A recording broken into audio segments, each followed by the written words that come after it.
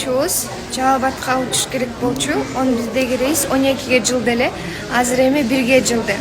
Азыр айтышат, бүгүн учпай да калышыбыз мүмкүн экен. Ошко дагы Жалал Абадка дагы. Бүгүнкү тойдун ээстери мен силерден кечирим сурайм. Эсли что. Бирок учканга, конечно, аракет кылабыз. Болгон азыр жол менен чыксак да уже жетишпей калдык да.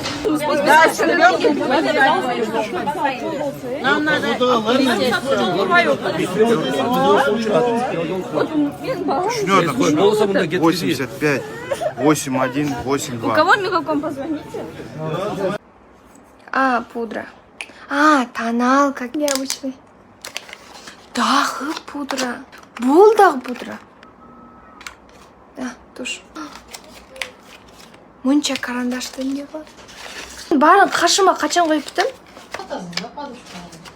Муну таркатат экен бирөөлөргө. Бул да темный цвет экен, жакшы. Бул да ушундай экен. Дагы кусачка. Дагы помада. Бул контур. Дагы помада. Тень. Дагы румяна. Дагы румяна. Бонжиктер. Кирпик.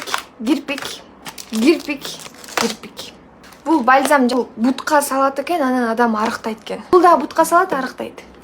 Бул сумка. Бул атама. Айтып аткан мындай. Идея болуп мындай сыясы менен жаза турган ручка экен. Бир пачка маска, дагы бир коробка маска, дагы маска, бир коробка. Паста, тишке. Ушул шампундар жакшы экен деп апам экөө алыптыр. Бул болсо кышында бут кийим кургаткыч. Көк чай, кара чай. Жонго атама. Кытайдын улуттук кийими. Бул Кытайдын улуттук юбкасы.